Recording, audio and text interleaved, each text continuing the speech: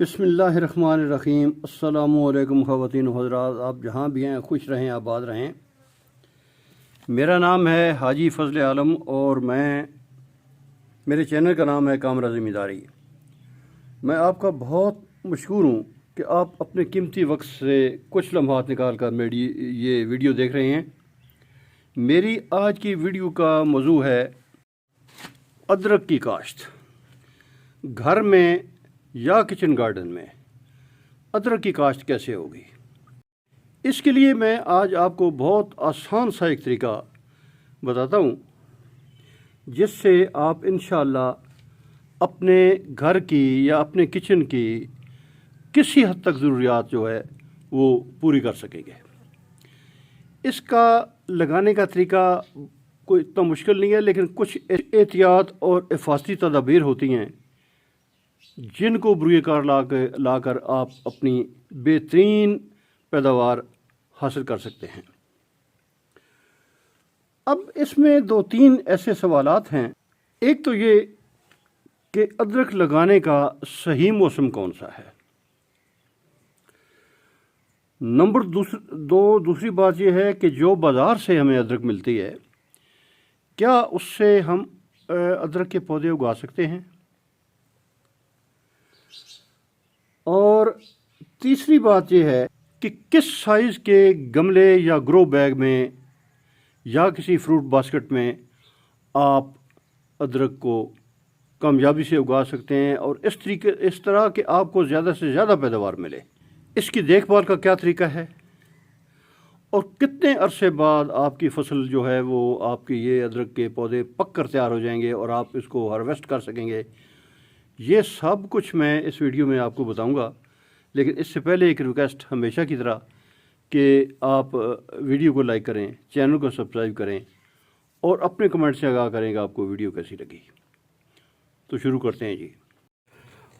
अब पहले सवाल का जवाब कि अदरक लगाने का सही मौसम कौन सा है, तो पाकिस्तान में मुख्तलिफ़ इलाकों में अलग अलग मौसम हैं जिनमें अदरक काश्त हो सकती है।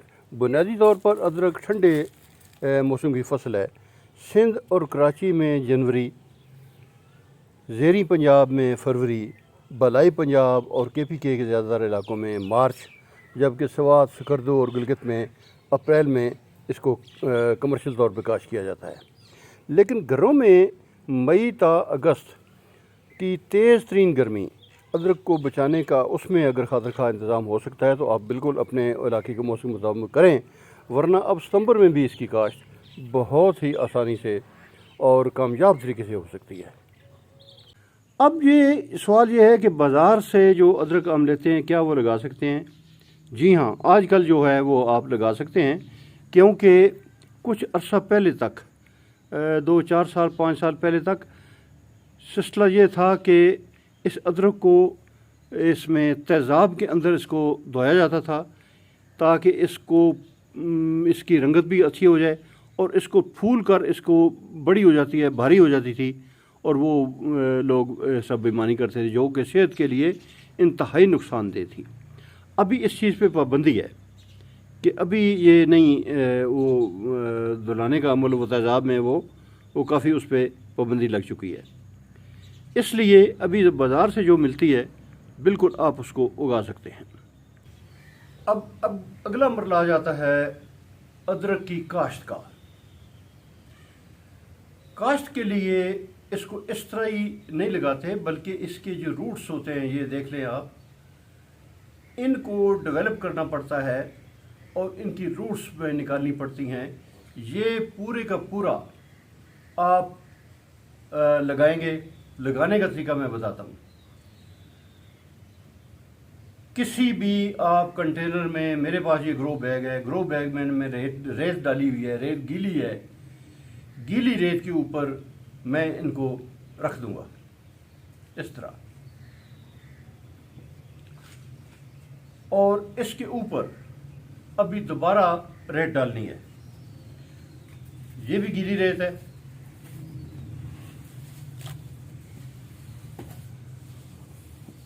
पूरी तरह इनको ढांप के पूरी तरह सही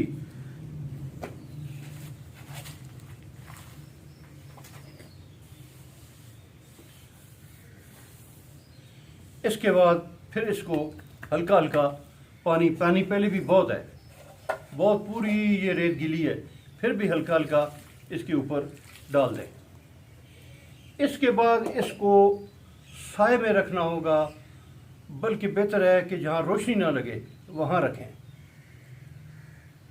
اور انشاءاللہ 10-12 دن کے اندر اندر اس کی جڑیں بھی نکل آئیں گی، اور اس کے وہ بڈز، آنکھیں، وہ بھی اتنی بڑی ہو جائیں گی، اتنی بڑی۔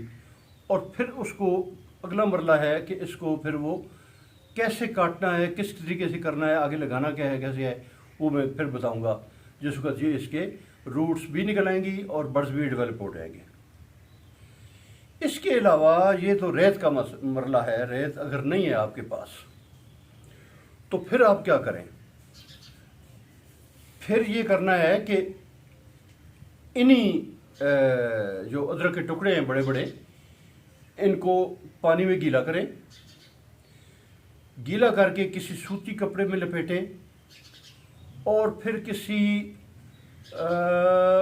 ٹاٹ کی جو پٹسن کی بوری ہوتی ہے وہ لیں، وہ نہیں ہے تو پرانا کوئی ٹاول، تولیہ جو ہے، اس کے اندر اس کو لپیٹیں، خوب اچھی طرح لپیٹیں، اور اس کو بھی گیلا کرنا ہے، اس کو بھی اس کی مطلب ہے تاکہ اس کے موئسچر اندر برقرار رہے، اس کو بھی گیلا کرنا ہے ٹھیک ٹھاک، اور پھر اس کو کسی سایہ دار جگہ پہ یا کسی اندھیرے میں روشنی جہاں نہ لگتی ہو وہ رکھ دیں۔ 10-12 دن بعد اس طریقے سے بھی اس کی روٹس بھی نکل آئیں گی، اور اس کی جو ہے بڈز اور آنکھیں وہ بھی نکل آئیں گی۔ تو یہ طریقہ ہے جی اس کے بڈز کو یا آنکھوں کو ڈیولپ کرنے کا۔ اس کے بعد جو مرحلہ آ جاتا ہے وہ ہے کہ آپ نے کہاں ادرک لگانی ہے۔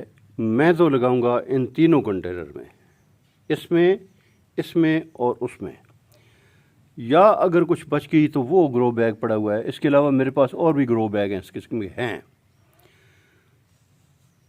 اس کے لیے یہ میں نے تو مٹی بھی تیار کر لی ہے۔ اس کا طریقہ کار یہ ہوگا کہ میرا زمین، ہلکی میرا زمین جو ہے، جس میں ریت کی آمیزش ہوتی ہے جس مٹی میں، وہ ٹھیک رہے گی۔